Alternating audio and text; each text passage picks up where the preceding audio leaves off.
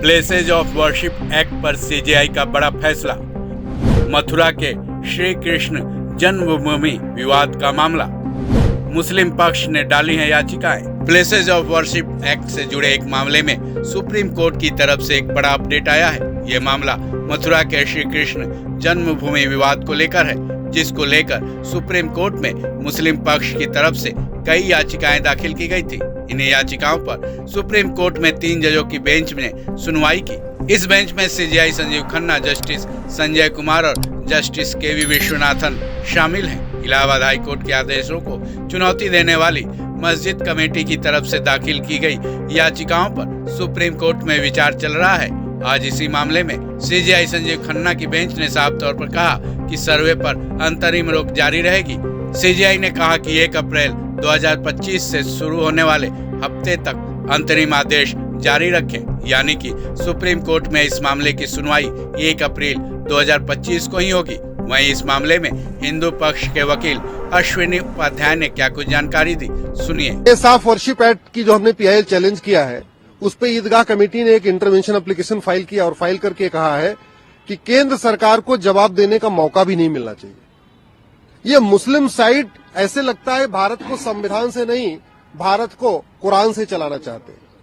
भारत संविधान से चलेगा ना, बाइबल से चलेगा ना, कुरान से चलेगा। ये अच्छी तरीके समझ लीजिए। एक तरफ मुस्लिम साइड ये कह रही है कि नहीं, प्लेस ऑफ वर्शिप एक्ट बरकरार रखना चाहिए।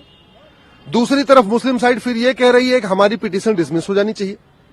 फिर मुस्लिम साइड ये भी कह रही है कि आप कोई सर्वे मत कराइए, और अब तो नया आ गया है कि नहीं, आप सेंटर को जवाब भी दाखिल मत करने दीजिए।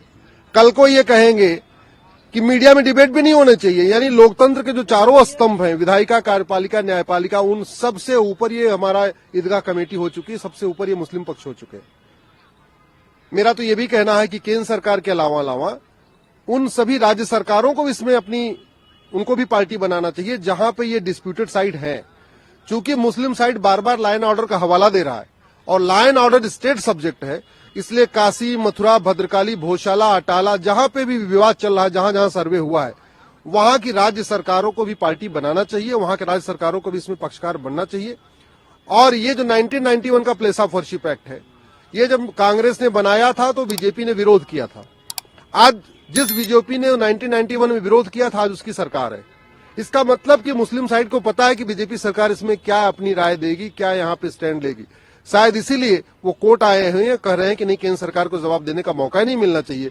और ये कानून जो 1991 का है, जो बाबर, हुमायूं, तुगलक, गजनी, गोरी के इलीगल काम को लीगलाइज करता है, ये कानून कंटिन्यू रहना चाहिए। बहरहाल अब इस केस में 1 अप्रैल को होने वाली सुनवाई में क्या क्या होता है, देखने वाली बात होगी, जिसका सबको इंतजार होगा, क्योंकि ये मामला पूरी तरह से धर्म से जुड़ा है और दोनों धर्म अपनी अपनी जीत चाहते हैं। इस खबर में बस इतना ही।